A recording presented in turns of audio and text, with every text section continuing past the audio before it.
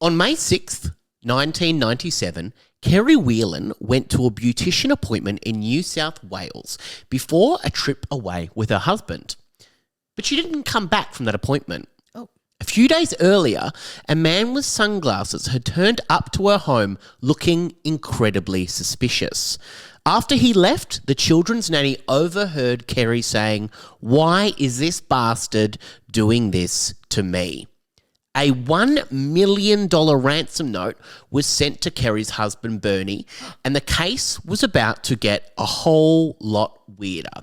This is the case of Dottie Davis, Bernie and Kerry Whelan, and a man by the name of Bruce. Okay. I'm not following. And you don't need to just yet. Let me tell you a tale. An hour and a half drive northwest of Sydney lived Kerry and Bernie Whelan, a wealthy couple who lived a good life and were very well loved. In 1997, a mysterious man popped into the Whelans' property to pay Kerry a visit.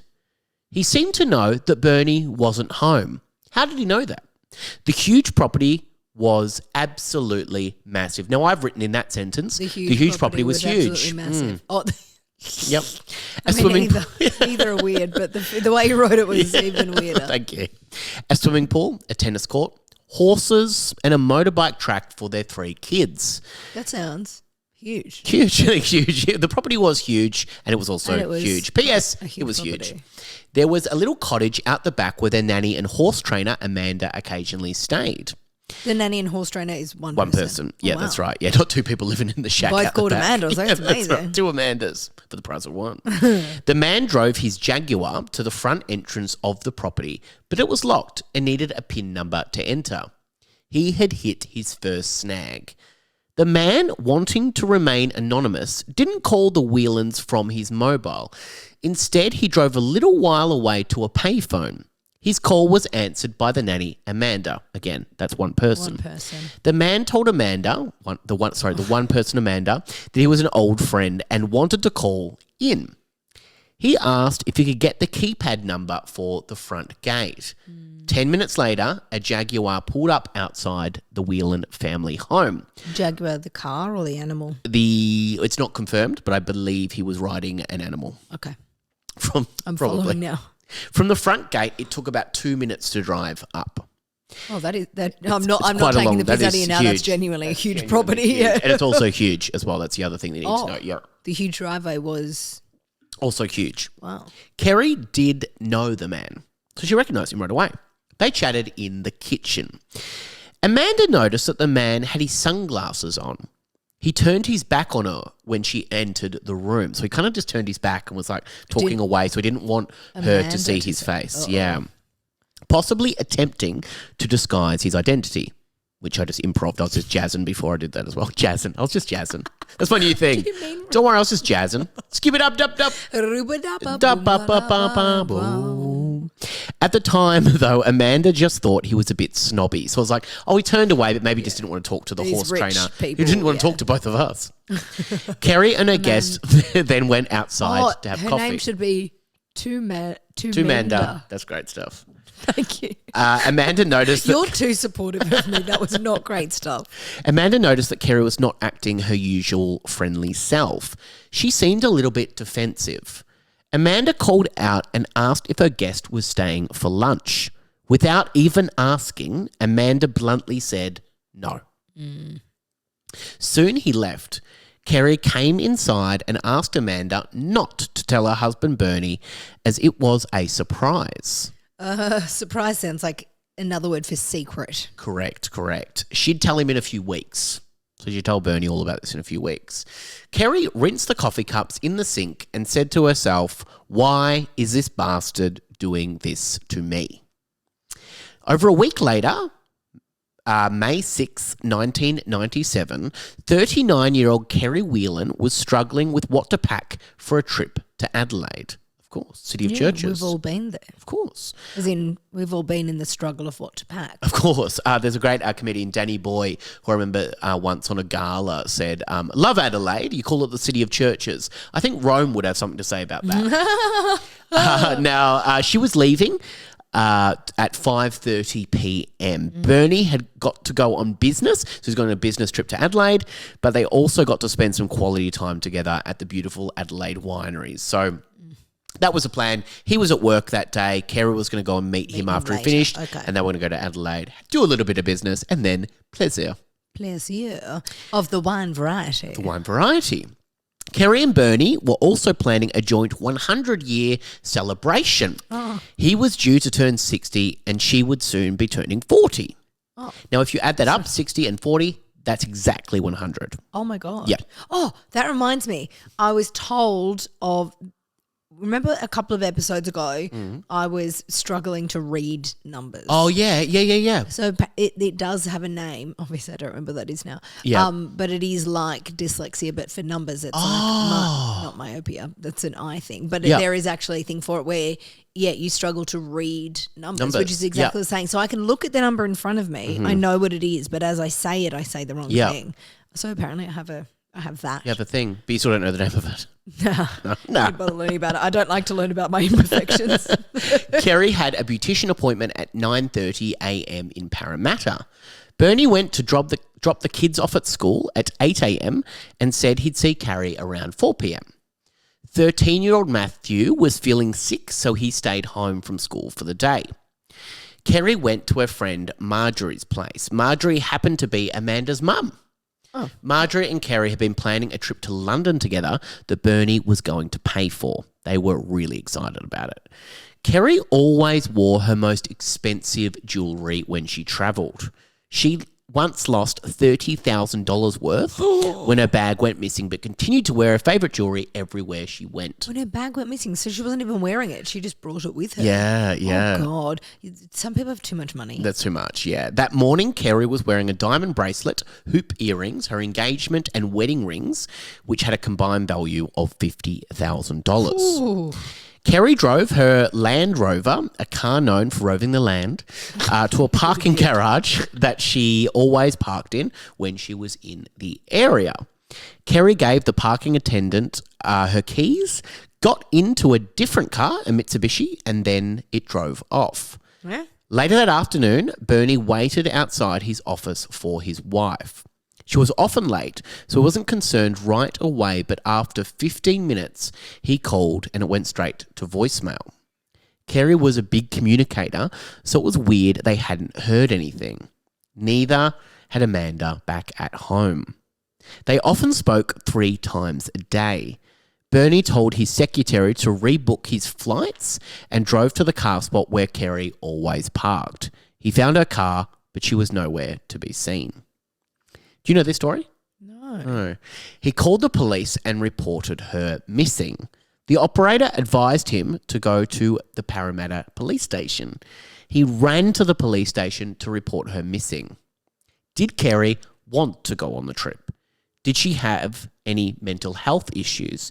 Did they have any relationship problems? Due to her expensive jewellery, Bernie was worried that she was mugged and something terrible had happened to her. God. Bernie called friends and relatives to see if anyone had heard from her, but no one had.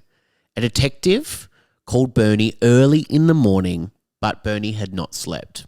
I love reading that. A detective called Bernie. If I read that in the wrong way, it's like another person exactly called Bernie as well. Too many people the 2 with the Bernies, same 2 name. Amandas. Keep with me. Bernie sadly didn't know of the beautician which she said that she went to that morning. They called all the beauticians in the area, but none had been booked under Kerry's name on May 6th. Oh. Yeah. Oh, okay. So it's even weirder. It's getting weirder and weirder. Yeah. If I'd said to you, I'm going to the beautician today, would you know who I was going to? No. So you call all of them. I just call all of them. So she's there right now. They searched and fingerprinted Kerry's car. And then came the ransom note. Hang on, sorry. So the car was left in Parramatta. In a car park, yes. And then she got into a separate car. Mitsubishi. And that drove off. Bernie received a ransom note in a yellow envelope. It was over 2 pages long, written in capital letters. It was poorly written and very badly spelt. I would be fine You would be with furious that. at this. Yeah, you would be absolutely. I'm cool with that. I'm still sitting here just mulling over how you pronounce secretary, but we can Don't move worry, on. secretary. The ransom note read, there will be no second chances. This is all in caps. Follow all instructions or your wife will die. By the time you receive this letter, she will be safely in our keeping. To ensure her safe return, you must at no time bring in the police, the press, any authorities, or outside assistance. We will know if you do so. The consequences of breaching this rule will be dire for your wife. You are not our first Australian target. There have been others. That's interesting to say Australian. Australian. Well, it gets weirder about the ransom you'll hear in a second. God. You have not heard of this in the past because they have implicitly followed all instructions and been reunited with their loved ones. I feel like that's a lie, but okay. Do not underestimate our capabilities. And I, for one, never would. You personally, yeah. It went on and on. The ransom note was $1 million USD, American money, which meant it would be. I don't know what I meant if this was a joke or not when I wrote this. The ransom note was $1 million USD, which meant it would be $1 million USD. You've nailed that. Yeah. I don't think that was a joke. I'm not sure. I reckon you've written that and thought, I'll go back later and change that. No, but I've written it after. The rate of exchange meant that it would be, at the time, 1.2 million Australian dollars. So I have. God, maybe it was remember a joke. those days. Oh my God, I know. 1.2. Far I feel out. like that now was a it would joke be then. about If I read my second sentence. Well done. You know what? Yeah. You should think about doing comedy. I'm thinking about it. Just writing the second thing. Exactly the same as the first one. I think that's how comedy works. To Amanda's, to Bernie's, to 1 million the famous comedy rule of 2. The famous note, the ransom note. I misread that. It says the ransom note. It's very funny to call it a famous Your note. famous note. Well, I've sent you a famous note. Oh, nice. I can't wait to read. Read that later. Someone with dyslexia would write that. The letter from Oscar Wilde. Oh. But it's Oscar Wilde being really threatening. The ransom was $1 million USD. Oh, I know, I get it. The ransom note asked for all to be paid in $100 Australian notes. What? If you want it in Australian notes, you'd say how much Australian money you want. This is so weird. Yeah, it was $1 million USD, also $1 million USD. Stop saying that. They only wanted the new plastic notes, no paper notes. And none with consecutive numbering, I guess, so they couldn't be caught. The money was to be delivered in a heavy-duty green plastic garbage bag. Wow. Oh, that's so interesting because it's like, wouldn't you just want it in a nice duffel bag? A beautiful, regular ransom duffel bag. And I do call duffel bags beautiful and regular. Famous. If you were getting that much money, like if you wanted a nice duffel bag, they might have had to ask for more. Yeah, 1.2 Australian. Yes. The money was not to be photocopied. No means of tracing the money was to be used.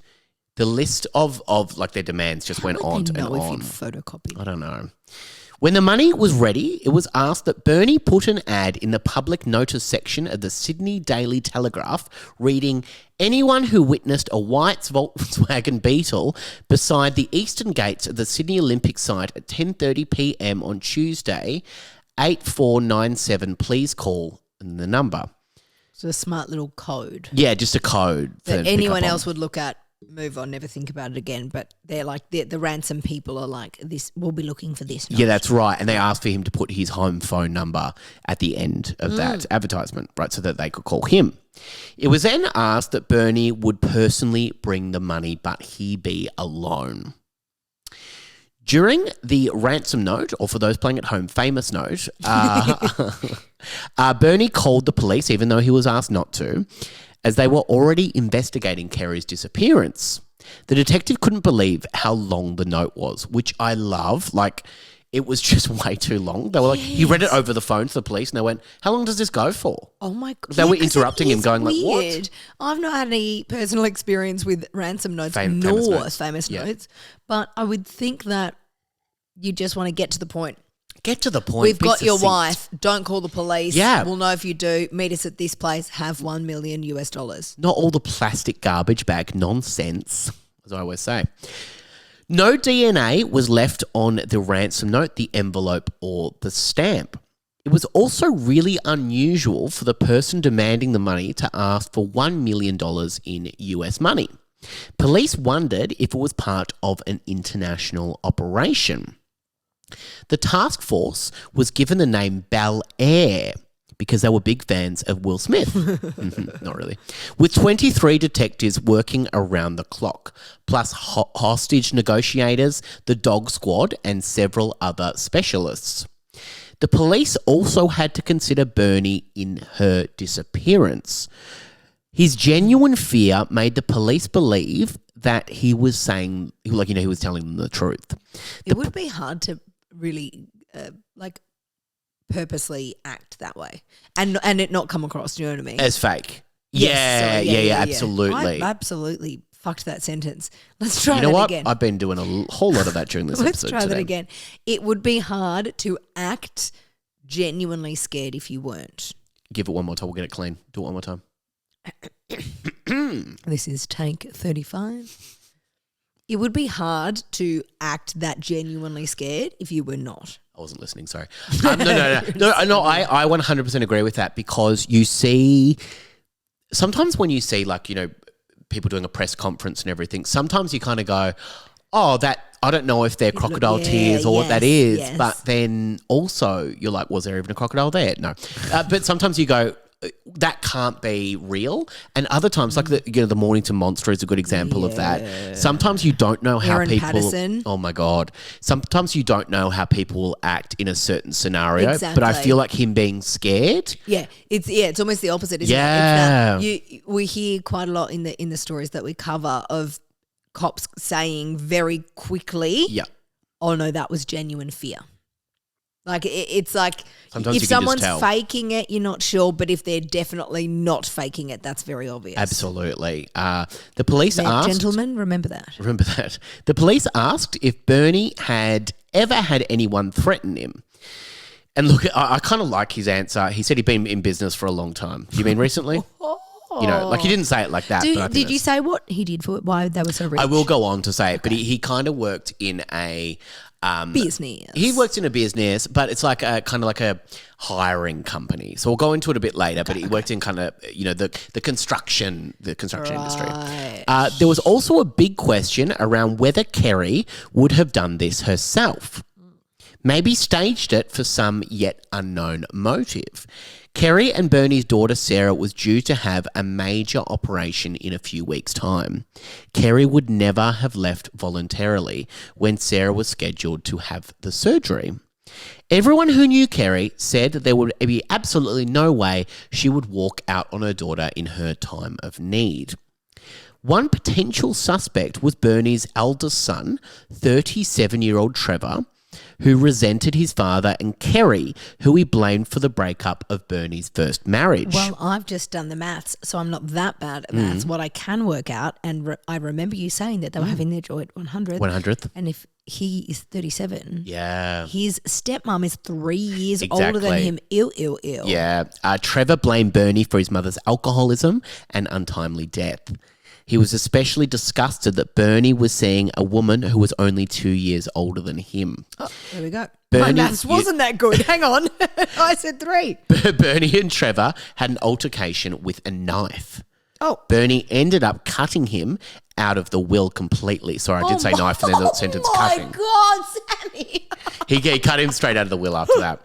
Trevor told... I can't wait to watch that back on the YouTube when he said a knife, cutting him. I went, whoa, you could have picked a different word. Trevor told a friend, one day I'll get even with him. Uh-oh.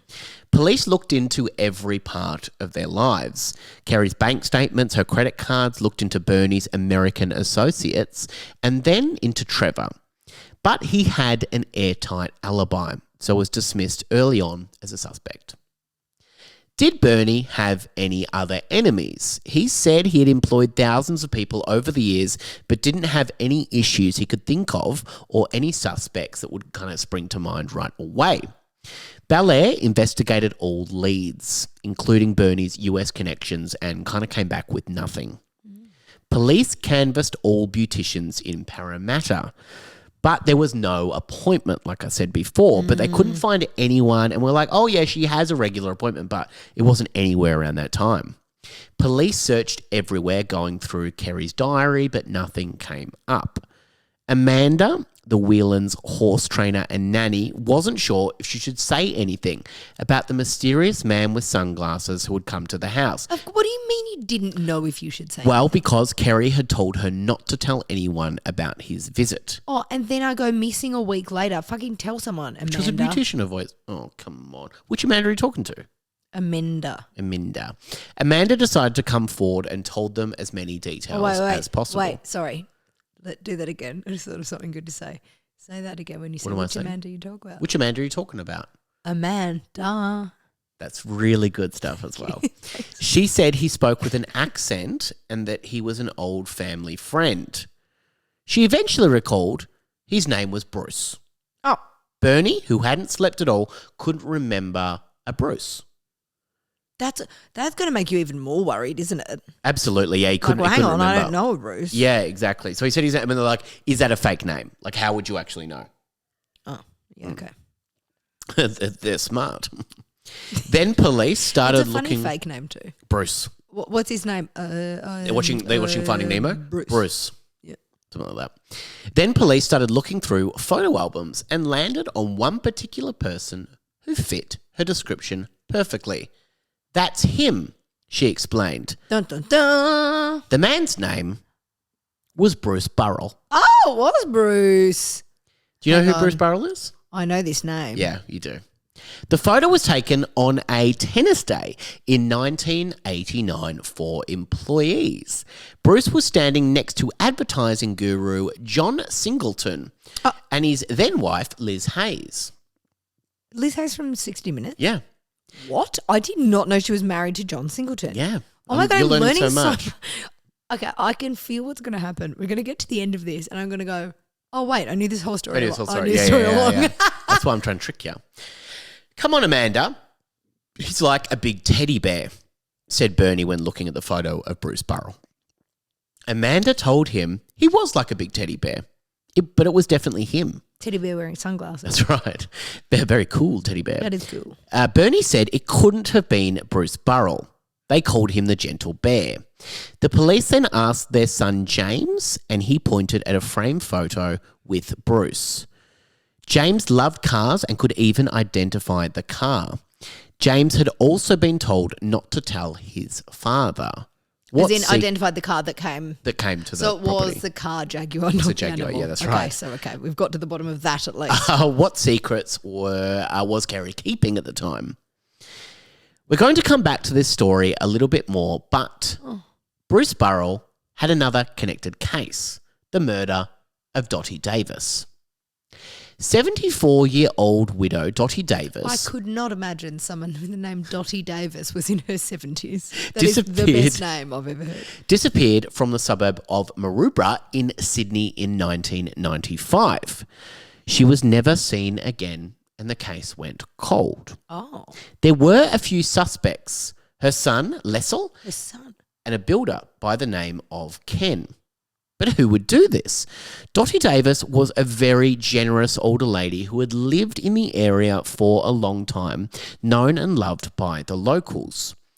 2 years later, a mother of three, Kerry Whelan, was kidnapped in Parramatta and a $1 million ransom was demanded for her safe return. It would take nearly a decade to identify who this person was. And he was hiding under their noses the entire time. What? Lurleen Bay, between Coogee and Maroubra, is known for its $1 million views. Well, and the rest. It's named after the famous luxury ship SS Lurleen that shored Sydney Harbour in the early 20th century. It's an affluent suburb, and when Dottie went missing, it completely shocked people who knew her. But it didn't really make headlines at the time. Oh my God, imagine going missing and not even making headlines. The year was 1995 and Dottie was 74 years old. Her husband Jack had died of cancer 10 years earlier and left his fortune to her, which was considerable. Dottie was a friendly woman who gave out sweets to children in her neighbourhood. She was a loving mum and grandma, great neighbour and trusted friend. Dottie lived at the very top of the hill, which was easy enough for her on the way out somewhere, but a real slog to get home. She had arthritis, which made walking up the hill difficult, so instead she would often drive her Mercedes around town. She would drive everywhere unless she was visiting a friend just down the road and they could maybe give her a lift back home up the hill. Just down the road lived Dallas and Bruce Burrell. 31-year-old Dallas was the daughter of Dottie's old friends Les and Shirley Bromley. Dallas had known Dottie pretty much her whole life and referred to her as Auntie Dottie. In January 1994, Dallas was diagnosed with an aggressive cancer and lost all of her hair. Dallas would need to have treatments twice a week, and Dottie would often call in on her and just check in. On Monday, May 29th, 1995, Dottie was cleaning out her house to find items to donate to a charity garage sale. She was a founding member of the Ranwick Lantern Club for deaf and blind children. Oh. She had kind of worked with them for over 30 years at that time. On the morning of Tuesday, May 30th, a builder named Kenneth arrived at Dottie's house to continue work on her veranda upgrades. Dottie usually brought Ken some biscuits and a cup of tea while he worked. Her neighbour, Paul Mercurio, that Paul Mercurio from Strictly Ballroom. And Dancing with the Stars. Saw her move her car so that Kenneth was able to load in more materials. So she lived in a wealthy area right next to Paul Mercurio. I can't believe that two Australian celebrity names have already come up in this. Liz Hayes and Paul Mercurio. Paul Mercurio. And Amanda. Can you describe for international listeners who Paul Mercurio is? Oh, I would hope that international listeners know movie Strictly Ballroom sure. at least. Yeah. Baz Luhrmann's first film, I believe. Yes, yeah. Yep. Paul Mercurio was the hunky male lead in Strictly Ballroom. So he was a ballroom dancer and actor, or just acted in the movie. Yeah, because he's the Paso Doble. He did. It's a Paso Doble. Yeah. And his own crowd-pleasing steps. Correct. So he became very well known in Australia from doing that movie, and just kind of, I don't know if he's done any more movies, but he's now a judge on, or has forever been a judge on the Australian iteration of Dancing with the Stars. Yeah, and Baz made 3 good films in Australia. No, you and I disagree on this. Well, he made Strictly Ballroom, Romeo and Juliet, and Moulin Rouge. Yeah. Oh, yeah. What are the other good films he's made? You can't think of any. Oh, I didn't hate Elvis as much as you did. Oh, terrible. I absolutely despised Tom Hanks in it. Terrible. And I never thought I would ever say that sentence because he is brilliant. But he's terrible. Yeah. But also, like, he hasn't made another good film since then. Baz Luhrmann's Epic Australia, as they always say. Wait, what else has he made? He made The Great Gatsby. Oh, no. Okay, that's what we disagree on. I knew we disagreed on something. That? I love The Great Gatsby. Oh, absolutely. Wow. Okay. So Dottie then drove. Moving on very quickly. We're about to fight. Dottie then drove to the doctors to have skin cancer removal later in the morning. At 1 p.m, Dottie took some meat out of the freezer to thaw and told Ken the builder that she would be popping... Thor is another famous Australian actor by the name of Chris Hemsworth. That she would be popping out for a short while and would be back shortly. She was going out to visit her friend who, according to Ken, had had cancer or had got cancer. She was going to walk around because it wasn't very far. She also told Ken that her friend had lost her hair due to the treatment. It was fairly likely this was Dallas from the explanation she gave to Ken. Later that afternoon, around 4 p.m, Ken packed up his tools and was ready to leave. By that point, he didn't pack up Paul Mercurio though. He's just thinking of it on. Oh, come on. By that point, he was surprised that Dottie had not returned home. She was never gone that long. Her daughter, Marie, tried to call her a few times but didn't get a response. She was concerned when she didn't get an answer. She called her brother, Lessel, who agreed to check in on her on his way home from work. He checked in that night and found that the home was quiet and unoccupied. Her day planner was left out and he saw that she was having dinner with some friends. So he kind of just assumed she'd be out there. Lessel assumed that she must be there and didn't really look into it any further and thought he'd just check on her the next day. The next day, Marie kept calling her mother, but there was no answer. She called Lessel and they met up to file a missing persons report. Police door-knocked the area and also brought in dogs to search the cliffs and the shoreline. Marie made missing persons posters for her mum. Police, what an awful task to have to do. So awful, yeah. Police checked the morgue, hospitals, airports, stations, anywhere they could for Dottie. Marie and Lessel both believed something terrible had happened to her. They were awaiting any information. Police spoke to the doctor the day that she disappeared. He said due to her health conditions, yep. like Sean Connery style, she wouldn't have been able to walk up the hill after visiting her friend and that she would have needed a lift home. The doctor said that she did not seem suicidal or depressed. She had suffered depression in 1984 when her husband had passed away and again in 1993 when she had given up smoking. The doctor also said that she had gone away by herself without telling anyone before. She told the doctor that her kids would never leave her alone. If she wanted to go somewhere, she just would. She wouldn't be beholden to her kids. She went to Lismore by herself, but her family tracked her down just 24 hours later. There was a press conference on June 3rd, but there was not a lot of press about the elderly, wealthy widow. On June 5th, police searched her residence, but nothing seemed to be out of place, and there was no sign of any forced entry. You know what's yucky? Sorry. I just had a moment where when I went, oh, that's sad that there was a press conference, but not really much press about it. I had this moment where I went, hang on, I'm going to take myself out of this and put myself in the headspace of being a journo.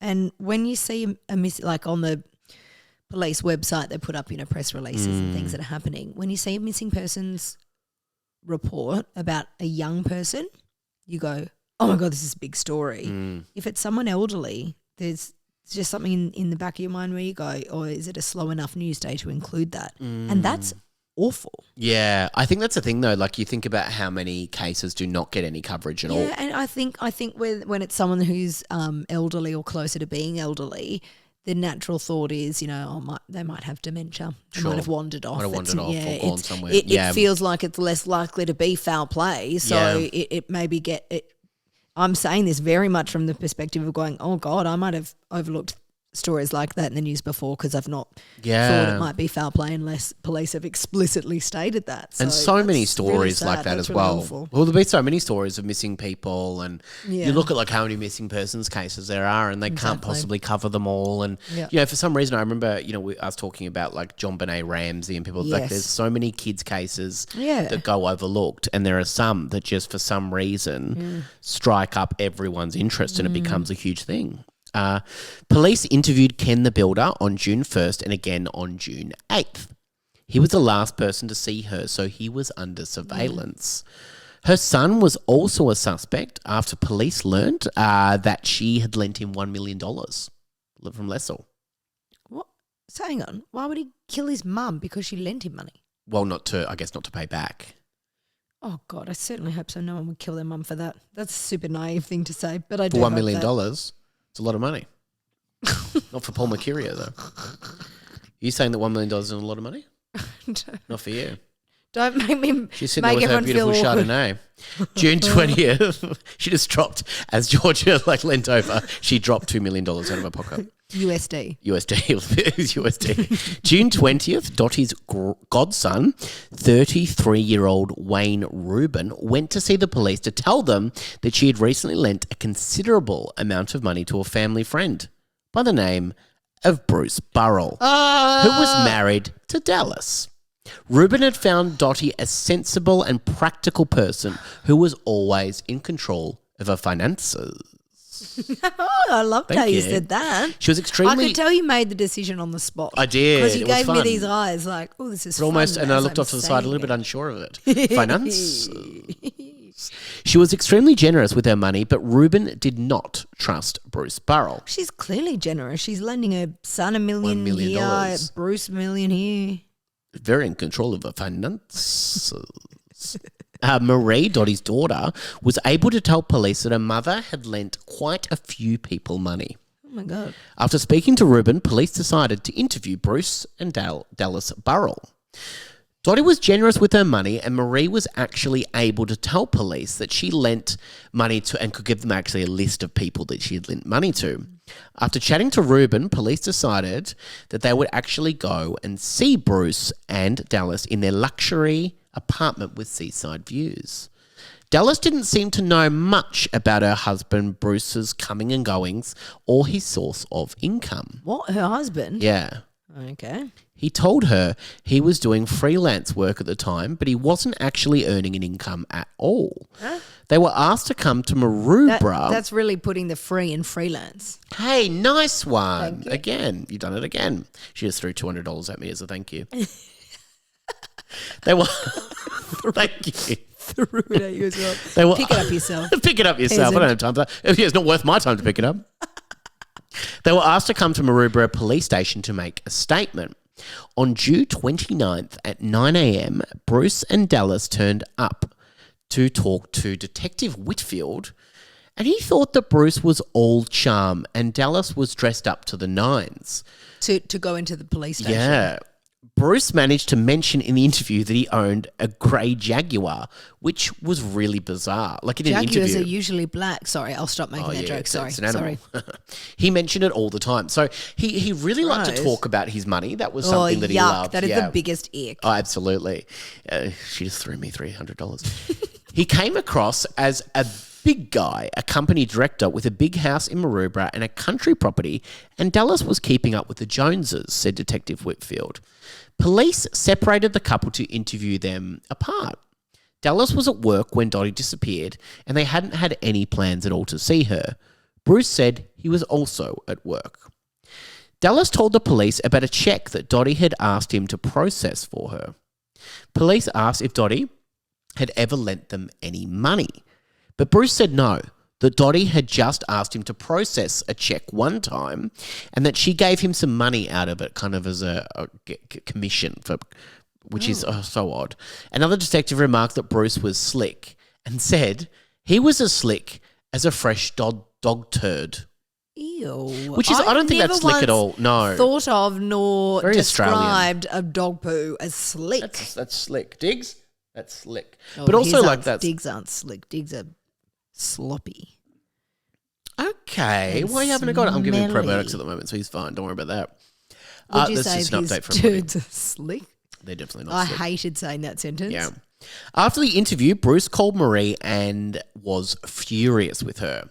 He wanted to chat to her immediately about the financial arrangements that he had with Dottie. Dallas and Bruce both turned up to have that chat. Bruce told Marie that her mother had asked him to process a check for $100,000. USD? Yeah, AUD. but asked to keep it a secret because she didn't want her children to know. He said he did what she wanted and she gave him $10,000 as a little thank you. A little thank you? Yeah. You could probably get a taxi down to the bank for that. Like, that's wild to be like, I can't go and do it myself. Can you do it? Here's $10,000. So bizarre. Marie said, I was blown out of the water. What he was telling me just didn't make any sense. Dottie and Marie were really close. Dottie had actually told her that Bruce had called and asked to borrow $500,000. What is going on? Why is everyone asking this woman for money? Why is she giving it out? Yeah, that doesn't mean you're going to ask her for it. As a loan to buy a new beachfront property for Dallas. So he's pulling on the heartstrings there with Dallas. He had planned to buy the apartment next to theirs, knock down the wall, and then have a super fancy apartment twice the size. Dottie told Marie that she would give him a smaller amount of money, not the full $500,000. Peter Grace, who hired Bruce at Peter Grace and Associates on a commission basis at the time, had been told by Bruce about him borrowing the $100,000 from Dottie. Bruce had told him that she gave him the money and then wanted it back. He was really annoyed about that. He said she was an annoyance. For wanting her her money loan back. repaid. Yeah, that's right. Oh, God. Dottie had told Bruce that she would take legal action to get her money back. Yep. Peter confirmed his alibi for May 30th as Bruce being at work at the time. Ken the Builder was also ruled out and the case went cold. A year after Dottie disappeared, a memorial was held for Dottie. They were kind of expecting her to come back and everything. Oh, God. Can you even imagine having to make the call at some point that we've got to decide she's not coming back? So sad. Bruce attended and he couldn't look at Marie at all. The church was absolutely packed. There were so many people whose lives had been touched by beautiful Dottie. 2 years after Dottie vanished, Lessel called his sister Marie to let her know that a Sydney woman had been kidnapped and police were now searching Bruce Burrell's country property to search for her. So who was Bruce Burrell? Do you know where the country property was? Whereabouts? Oh, we're going to talk about it. Don't you worry about that. Bruce Allen Burrell was born on January 25th, 1953 in Goulburn, New South Wales to Alan and Linda. They nicknamed him Tiger. Not Jaguar. Not Jaguar. He was a tubby baby with blonde hair. Alan expected big things for his boy, and he was the absolute light of their life. Do we get any context behind Tiger? No. Just like a hey, Tiger. Hey, Tiger. I think just hey, Tiger. When Bruce was 8, his sister Deborah was born, and 7 years later, Bruce's second sister, Tonya. Bruce now didn't get what he always wanted. I've never heard the word Tonya in my life except for Tonya Harding. And Tonya recently, exactly. Yeah. But Tonya McCarter, and then also remember in that story, the other person also went by the fake name Tonya. Now you bring up another Tonya. It's not a common name. Are you doing one of your things where you just pronounce something funny and it's meant to be Tanya? No, okay, no. Just checking. He used to throw huge tantrums in public. He would also hold his breath to get whatever he wanted. So very childlike to go, oh my God. It's like, oh my God, I'll hold my breath and do give me what I want. Oh my God. Yeah. It's terrifying. Bruce really enjoyed bullying other kids, even in kindergarten. He spit on kids and threw rocks at them. His dad would give him any toy and treat that he ever asked for. He was his little tiger. Alan got in a fist fight with a neighbour who once had turned a hose on Bruce for being foul. Like Bruce the child. Yeah. Foul kid. Take that. Oh my God, I have such strong visions of myself as a grumpy old lady like that. Just putting a hose on a child. Quite Even a looking child called forward Tiger. to He got into rugby and other sports as he grew up. He left school at the age of 17 and got a job as a bank teller. Over the next few months, he took a substantial amount of money from customers' accounts. Oh, what? He was caught and found guilty of theft. He narrowly avoided jail time as his father paid back the money he owed to customers and he was put on years probation. Hang on. He stole money? Yep, from customers' accounts. And because his dad paid it back, he didn't go to jail? Daddy paid them back. Oh, yuck. He then worked as a junior copywriter from 1971 to 1973 on a radio station called 2GB in Sydney. Oh. His resume was littered with lies, presenting himself as a bigwig in the advertising industry with clients such as Volvo and Mercedes-Benz. Bruce dated lots of women from very affluent families. I'm just Easy going for me to say, I don't like Bruce. Okay, I think you will as the time goes on. His first relationship was with somebody by the name of Vanessa Jones, whose father was managing director of the billion-dollar jam company, which I think is so funny to say, IXL, Money for Jam. Money for Jam. Also, the very famous buildings in Hobart. Oh, yeah. The IXL building. The beautiful, beautiful old buildings along Macquarie Point. So they should. Jam is literally pouring out of the windows. Bruce... It's not. Hey, it's not. Bruce proposed to Imagine Vanessa. if our international listeners who hear me banging on about how much I love Hobart and Tasmania in that moment thought, oh, that's why she loves it so much, because there's jam pouring. She just holds her toast out every morning. Bruce proposed to Vanessa. She said yes, but her dad didn't like him and sent her to England to get away from Bruce. How insane is that? No. Okay, so I agree. that's not funny because that's an awful controlling thing to Bruce. do. But I don't like Bruce, so I think I quite like that. Absolutely. Bruce's next girlfriend, Susan Garathi, thought she could fix him, but soon realised that he was a pathological liar. Oh, we all think we can fix them, doll. You can't. She later said, I thought he was desperate to please his father. He didn't want to disappoint him. He made up things to make himself appear more successful. He had an overriding fear of failure. Susan got tired of his tantrums, lies, manipulation, and behaviour, and eventually left him. But he pursued her hard, begging her to take him back. Susan said, I was never in love with him, but I felt trapped. I wasn't strong enough to say no. I kept thinking maybe I can help, because he was a very sad man and had a sad life. That's what he told me anyway. Under intense pressure from Susan's Catholic family, Susan gave in and married Bruce in 1977. Oh, no. He worked at Channel 8. What? Channel 8? Yeah. I don't remember there ever being a No, Channel 8. apparently in Sydney there was a Channel 8. I mean, it wasn't around in the 70s, but I don't remember, even like in Australian TV history, I don't remember hearing there was a Channel 8. He had no friends, and so he asked one co-worker to be his best friend and another to be his groomsman. Best man. Yeah. I mean, that's sad anyway, but it was even sad to say he asked his colleague to be his best friend. Best man. Hello, sorry. would you be my best friend? Your best friend. During the period he worked there, many co-workers' wallets were stolen. I hate this guy. They only stopped when he stopped working there. Oh, that's weird, isn't it? Bruce bragged about coming from a rich family who made their money from emerald mines in New South Wales, but this was all imaginary.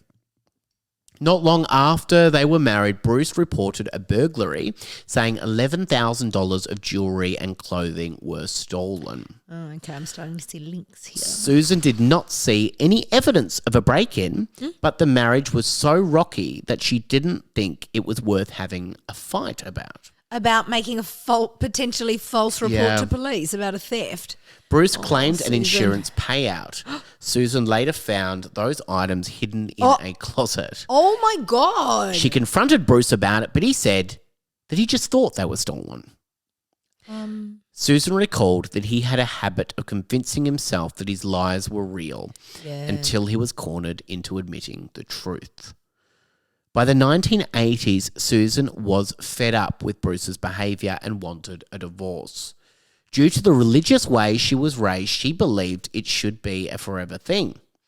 She was relieved when Bruce had set his sights on a young graphic designer at his new work, Dallas Bromley. How horrible to think, oh, I'm relieved that my husband is planning on cheating on me. Yuck. He was working at the time at Media Advertising Services. Creative name. True to his money-grabbing form, Dallas was from money. Bruce stopped seeing Susan quickly after meeting Dallas. So he Stop seeing So her. so they were married, but then like over time it was like they literally just yeah. Susan later said that she was glad to be rid of him and that it was a godsend. He found someone with more money than her.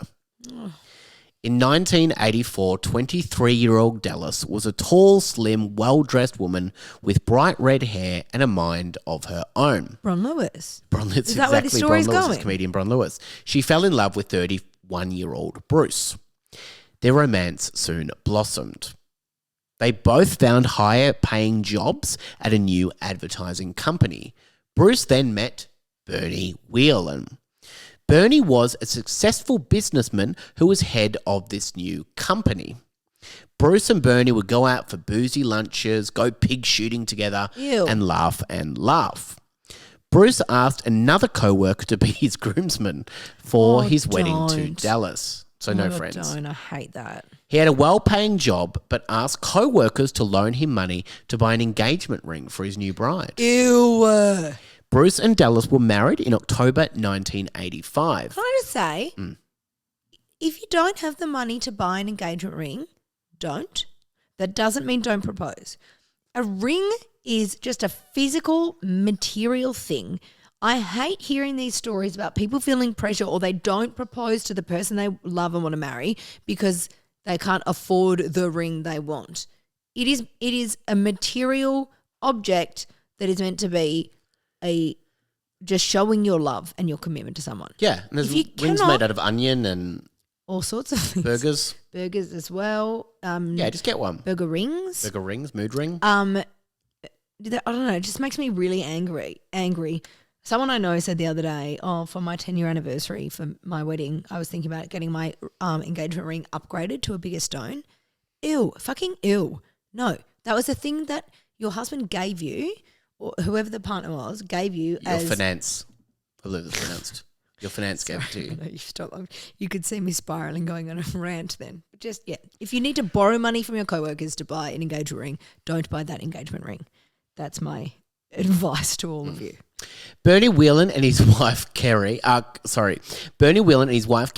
Dottie Davis were all there. Kerry and Dallas really hit it off and started hanging out more. Bruce and Dallas were welcomed into the Whelan family home. Bruce's co-workers were not impressed with Bruce's work ethic, and he was always making multiple mistakes in his writing. He decided to jump ship again and set up a new company called Bay Communications with an acquaintance. It wasn't long before he stopped coming to work altogether. He told his colleague that he had a brain tumour. He told them it was a secret because he didn't want his wife to know. You're hiding a brain tumour from your wife? Again, it was all made up. The company soon went bust. Despite Bruce no longer working, he and Dallas bought a seaside apartment in Maroubra and later the flat next door, knocking down the wall in between thanks to the loan from Dottie. In 1988, with the help of Dallas's parents, they bought a farm called Hillydale in Goulburn, New South Wales.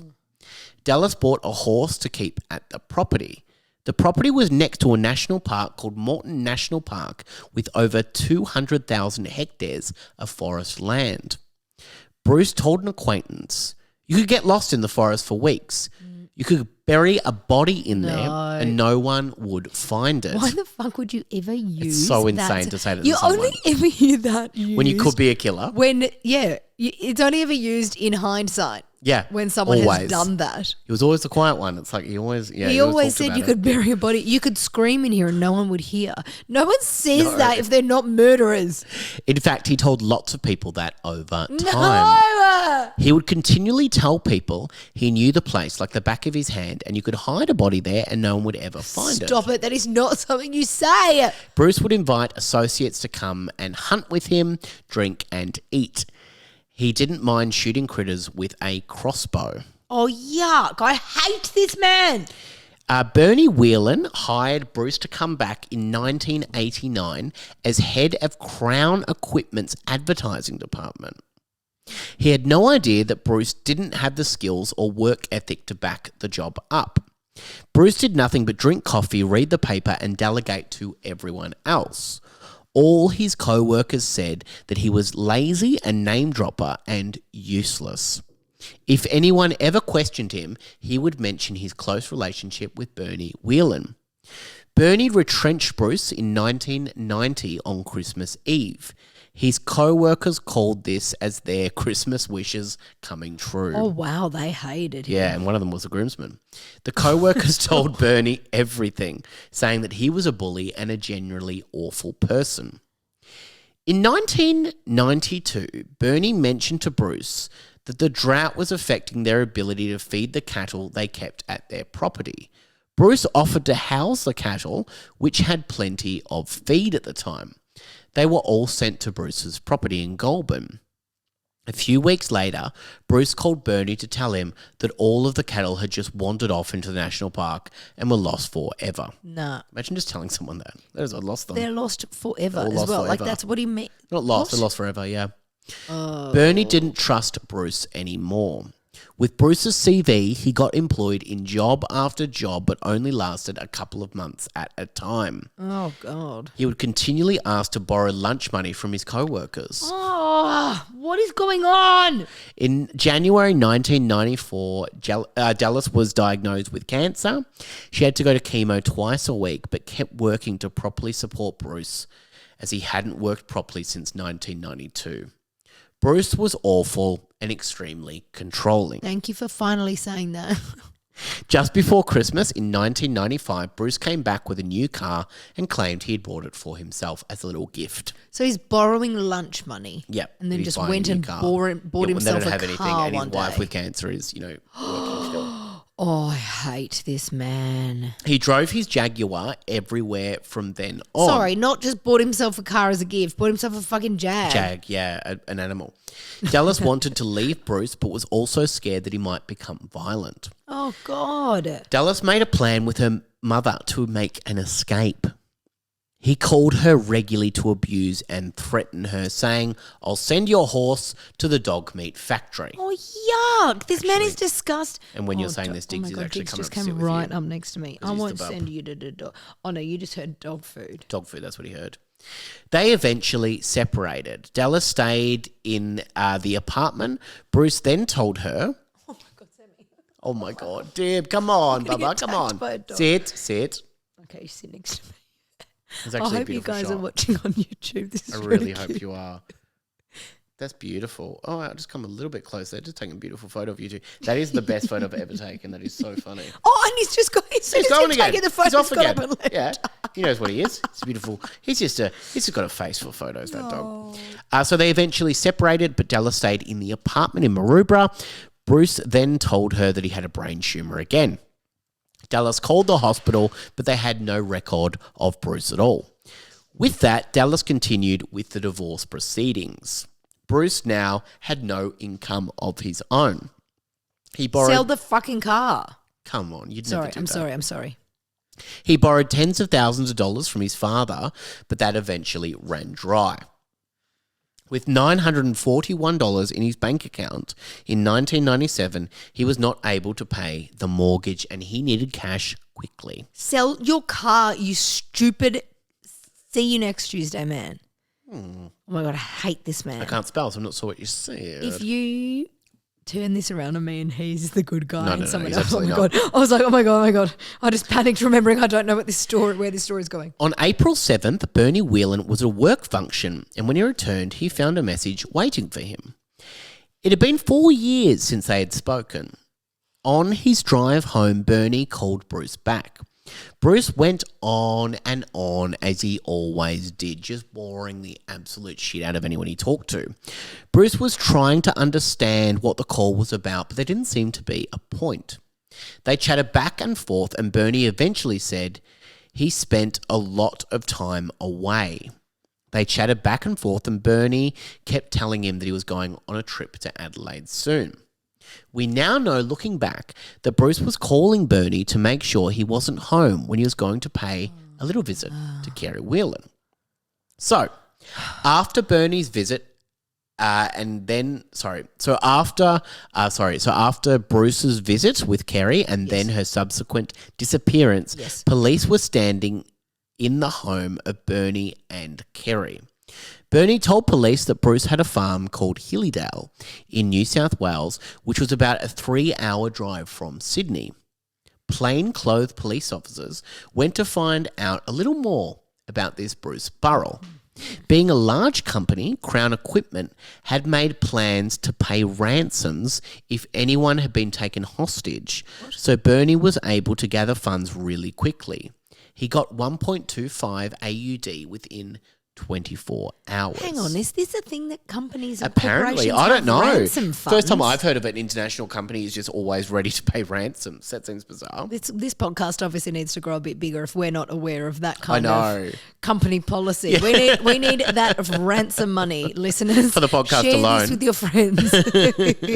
While this was all going on, police remained discreet about their operation so that Bruce would not become suspicious.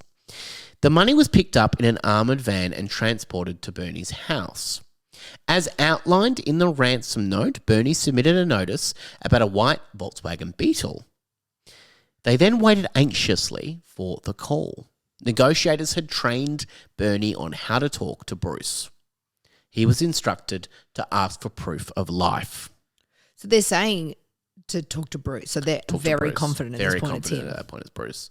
Well, they've been pointed out that photo many times and it's absolutely Bruce. Yep. Plainclothes police officers surrounded the farm to see Bruce drinking beer with his dog. His wife, Dallas, had left him and now this was his famous pastime, just sitting on the deck, just drinking with his dog.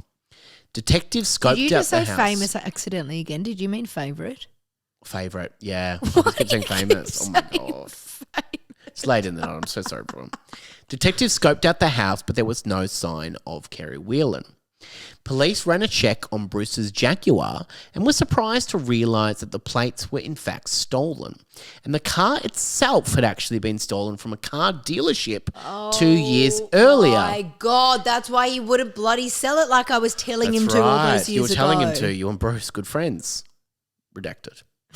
Still unsure if he was involved, police watched the next morning as he drove to a service station.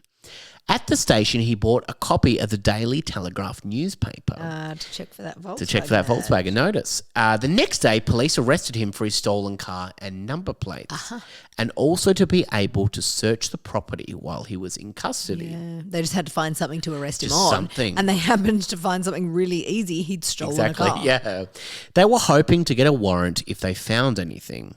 They sadly found no trace of Kerry Whelan. They did find lots of guns and a chloroform bottle.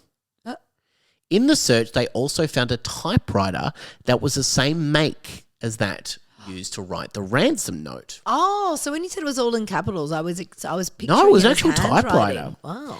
At the station, charged for stealing a vehicle and driving with unregistered plates, Bruce was really annoyed but wouldn't admit that the car was stolen. After 13 days, Bernie had not heard from the kidnappers. On May 20th, a full police search was launched to look for Kerry Whelan. The town, of where he actually was in Hillyside, in Goulburn. Yeah. So there was only actually 40 residents in this little pocket that he was in. And, they were all kind of wondering what was going on at that point. As they arrived at the property, they were met with a furious red-faced Bruce who asked them what they were doing. They handed him the warrant. At no point did Bruce ask what had happened to Kerry.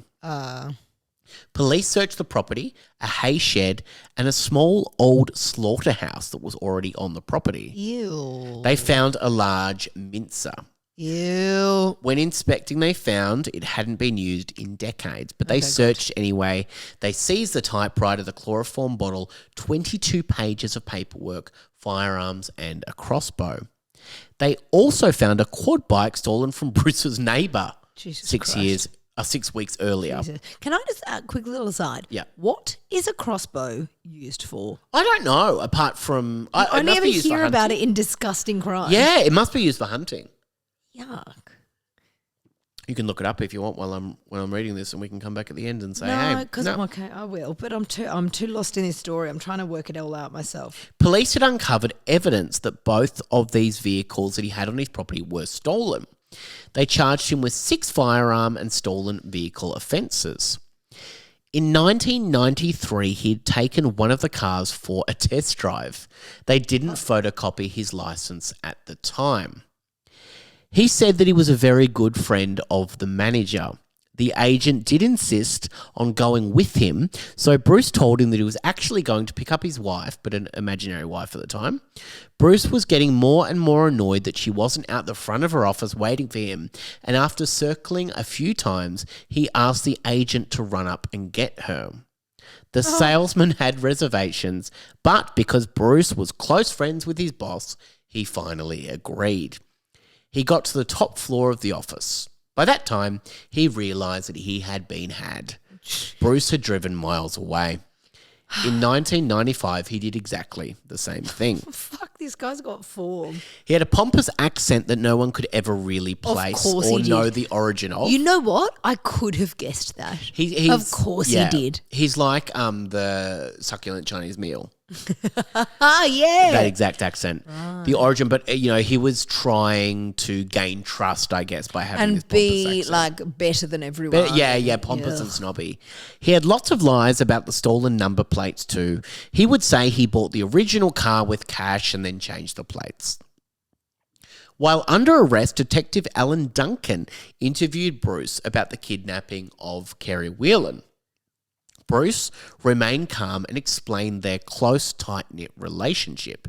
He pretended not to be bitter from being retrenched by Bernie and was in contact with Bernie more recently about getting some more work. He did admit that he had a coffee with Kerry, but that was it. He also said he was incapacitated on the day with a medical issue, so it could not have been him. He said he spoke to his doctor on the day.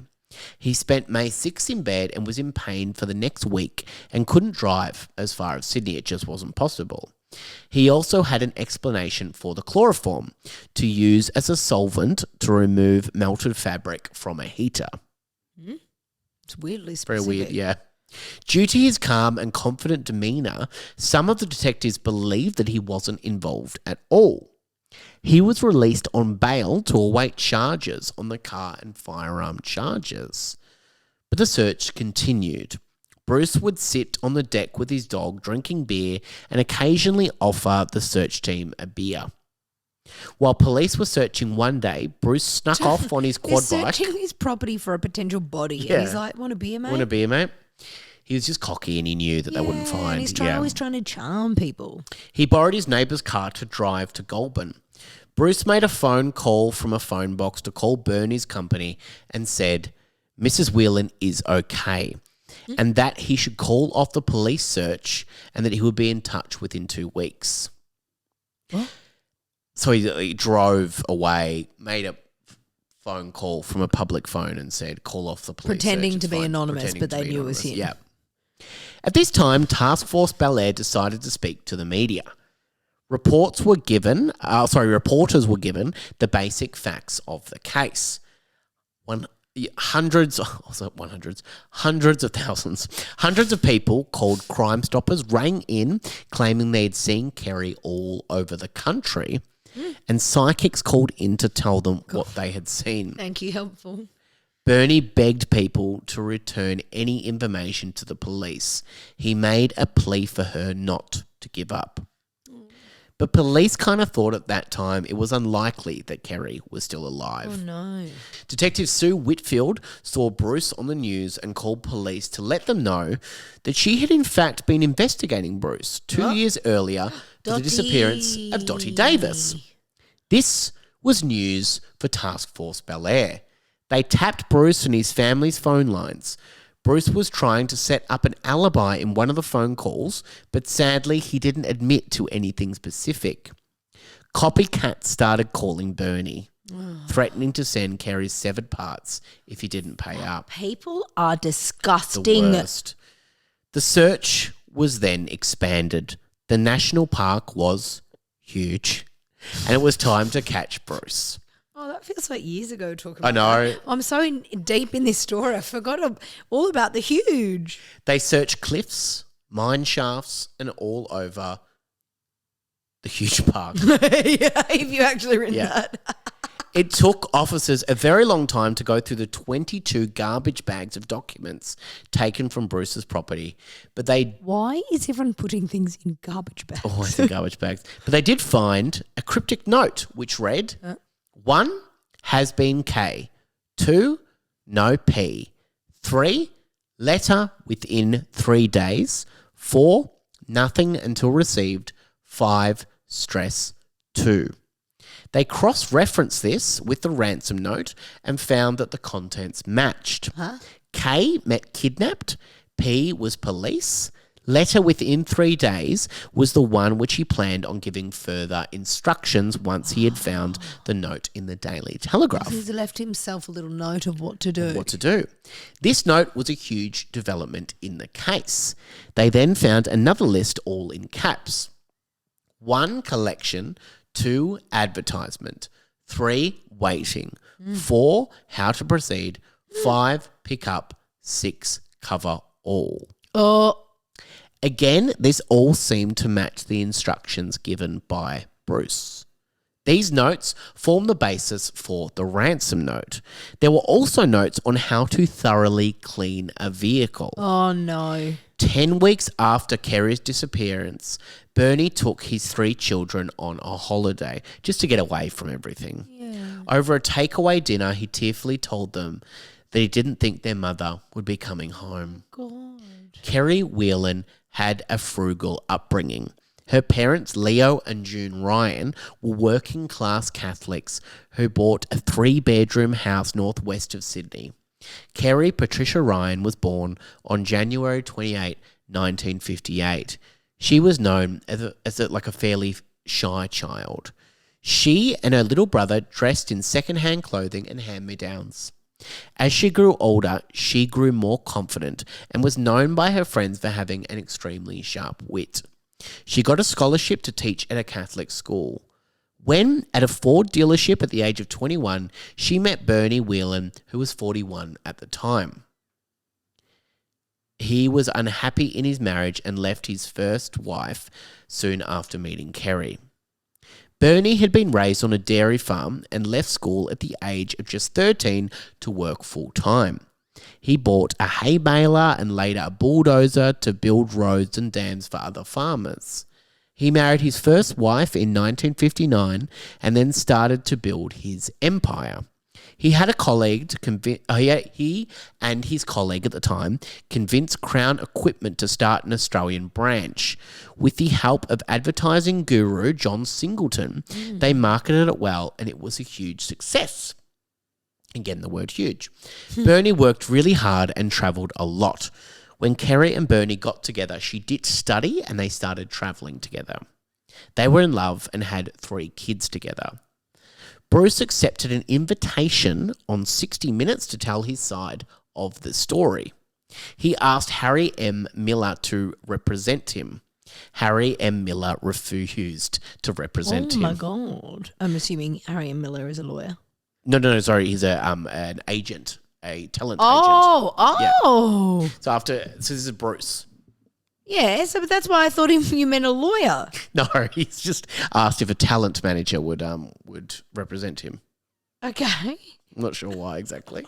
Being a murderer. The 60 Minutes team bought 2 cases of VB. Bruce threw himself a pity party about having his property searched. Nearly a year after Kerry was kidnapped, police hoped that new technology might enable them to access CCTV footage again. They saw an exact same model as Bruce's at 9:30 a.m. on May 6, 1997. Another camera picked up Kerry leaving the car park and walking towards that car.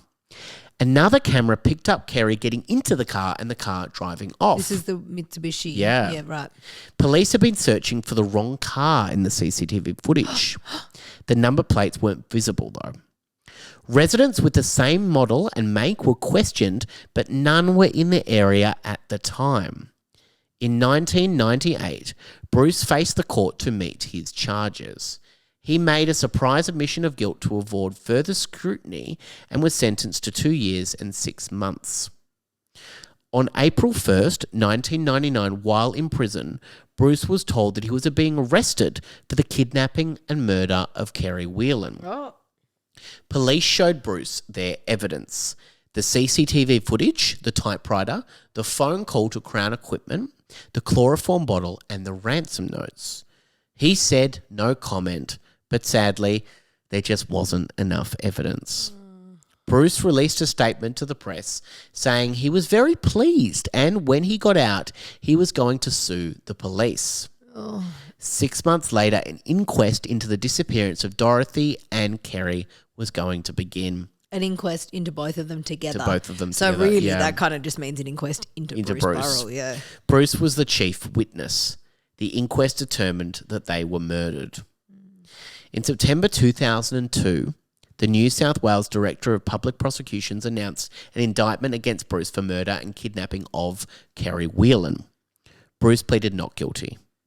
Wow. The initial indictment was pushed back due to Bruce requiring heart surgery. Oh, too bad, so sad. Bruce was now living in his sister's property in Sydney after losing his property for failure to pay the mortgage. Reports were hoping to catch a glimpse of Bruce. He would only leave his place to go to his new job as a garbage collector or to get beer or cigarettes. This is why he's obsessed with garbage bags. Oh my God, just so obsessed with it. It's all come about. He's the he's the new bin manager. Another indictment was launched for the disappearance of Dorothy Davis, but it was a mistrial. Oh. It was really hard to find him guilty without a body. Which is so hard as well, because there are times where there are multiple times where there's someone's. I mean, we've done the story about Susan Neil Fraser. She was found guilty without a body, but there just seems to be, from what you've said, it seems to be far more circumstantial than even other. Absolutely, because I mean that national park was so big. It's like he could have. It's literally just he seemed dodgy. He had letters. He had weird notes that matched up with the ransom note, but that seems like about it. Yeah, and that's kind of circumstantial, isn't it? Like very circumstantial. After 9 years of investigation, an inquest and 2 trials, Bruce was found guilty for the kidnapping and murder of Kerry Whelan. Oh wait, what? He was sentenced to life without the possibility of parole. So simply on circumstantial evidence that we've just spoken about. Wow. Parole and an extra 16 years for the kidnapping. Bernie told reporters outside the court, Bruce Burrell was my friend. He was welcomed into my home. He met my children, cuddled my children, and then he betrayed me in the worst way possible, killing their mum. Bernie announced a $50,000 reward for the recovery of Kerry's body. John Travers, who raped and murdered Anita Cobby, oh, yeah, I was going to say, hang on, I know that name. was Bruce's neighbour in prison. Oh. John Wayne Glover, the granny killer, was at the same prison but hanged himself a year before Bruce's arrival. Bruce was this is showing the kind of prison he was in. Yeah. Bruce was a model prisoner. He worked in the prison and got $50 pocket money a week to buy cigarettes. Dottie Davis's murder trial was on Monday, August 6, 2007. So there was a mistrial, so then there was a new trial called, right. Bruce wore a gold tie to court. Ew. Due to his financial situation, he was represented by a legal aid. It was argued that he killed Dottie to avoid paying back her loan. According to court documents, the prosecution put forward that it was Bruce, not Dallas, that invited Dorothy over. He invited her over to kill her and that he told her that Dallas would give her a lift home so he didn't have to later move her car. Oh.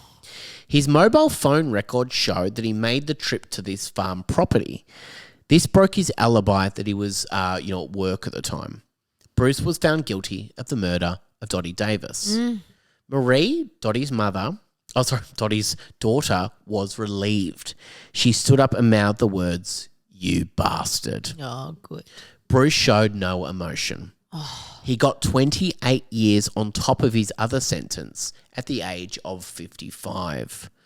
I don't care how old someone is. If someone killed my mum and got 28 years, I'd be pretty pissed. Yeah, absolutely. That's not worth life. Marie told the media, Dottie Davis was a loving mum and grandma.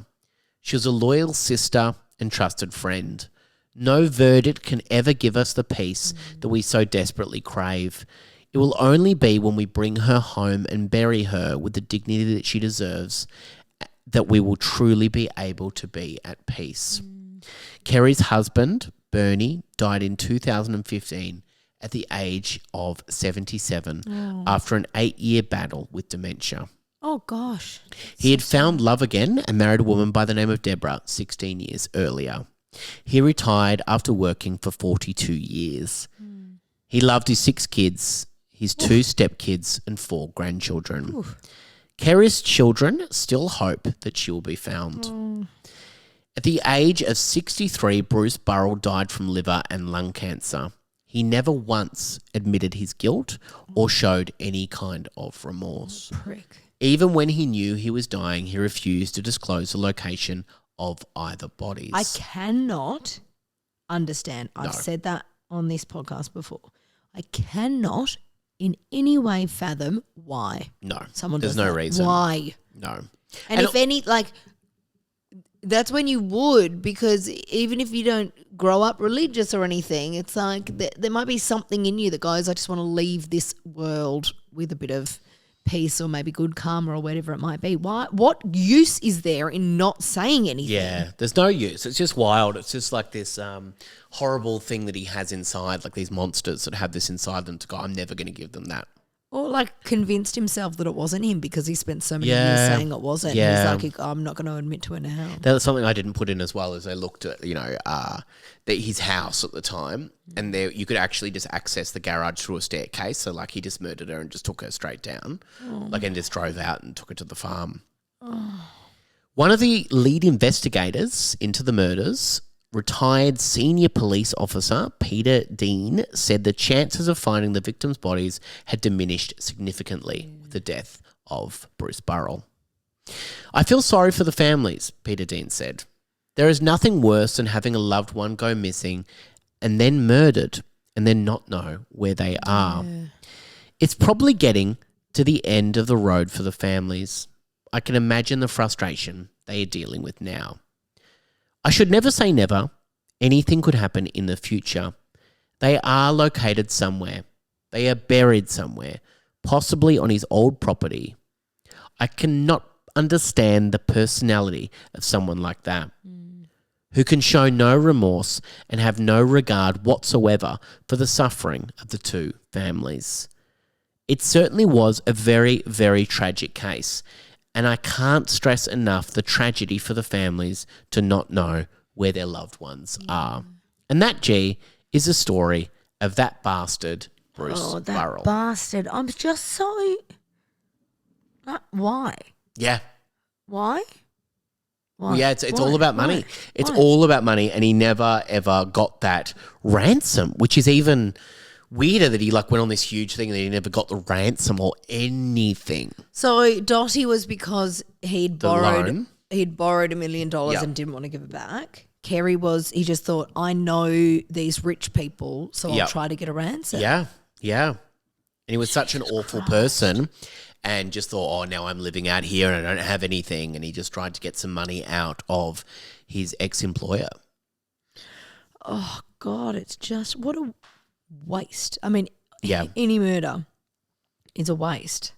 Stupid comment by me, but what a waste. What, two? Yeah. Two.